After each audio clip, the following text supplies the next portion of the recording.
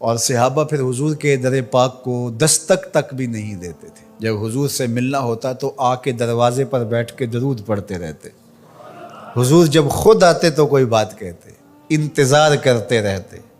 اور آقا کریم کا طریقہ بھی یہ تھا کہ جب حضور گھر تشریف لے جاتے اور حضور نے فوری پلٹ کے واپس آنا ہوتا تو حضور اپنے نالین باہر اتار دیتے۔ یہ سائن تھا اس بات کا کہ رکیے، حضور ابھی آ رہے ہیں۔ اور حضور نے اگر استراحت فرمانی ہے، ابھی نہیں آنا، تو حضور نالین سمیت چلے جاتے۔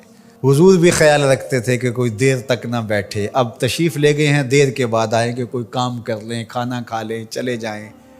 لیکن حضور نے اگر فوری پلٹ کے آنا، چند لمحوں کے لیے گئے ہیں گھر، 10 منٹ کے بعد پھر آئے، تو حضور نالین دروازے کے ساتھ ہی اتار کے چلے جاتے۔ نالین کو دیکھ کر صحابہ جان لیتے کہ ابھی حضور آئے ہیں۔ کہا اتنی دیر تک نالین دیکھتے رہو، قدموں کے نشان ڈھونڈتے رہو، مصطفیٰ جان رحمت آنے ہی والے ہیں۔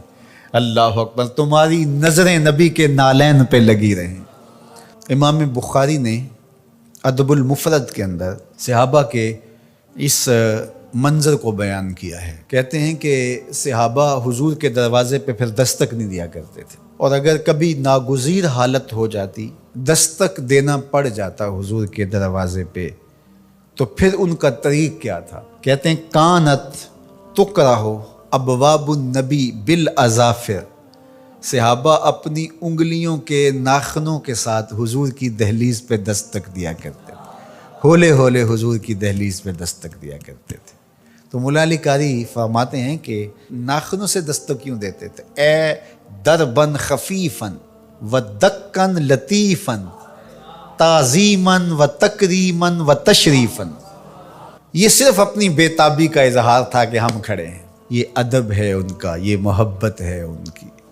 اللہ اکبر۔ حضرت ابو ہریرہ نے ساری زندگی کمان کو بے وضو ہاتھ نہیں لگایا۔ کسی نے کہا ابو ہریرہ یہ کمان تو ہندوستان سے بن کے آئی ہے۔ کہا کہ اس کمان کو بھی بے وضو ہاتھ نہیں لگاؤں گا، اس لیے کہ اس کی شکل اس کمان سے ملتی ہے جو میرے حضور کے ہاتھ میں رہی، میں اس کو بھی بے وضو ہاتھ نہیں لگاؤں گا۔ یہ تھی ان کی محبت۔ ایک صحابی حضور علیہ السلام کا ایک فرمان بیان کرتے ہیں اور کہتے ہیں حضور نے ایسے انگلیاں اٹھائیں اور بتایا، اور ایک دم کہا یہ میں صرف تمہیں بتانے کے لیے کہہ رہا ہوں، ورنہ میری انگلیاں حضور کی انگلیوں سے چھوٹی ہیں۔ اللہ اکبر۔ کہا یہ جو میں نے کہا نا حضور نے یوں انگلیاں اٹھائیں، یہ میں تمہیں بتانے کے لیے، مسئلہ سمجھانے کے لیے، میری انگلیاں حضور کی انگلیوں جیسی نہیں ہیں۔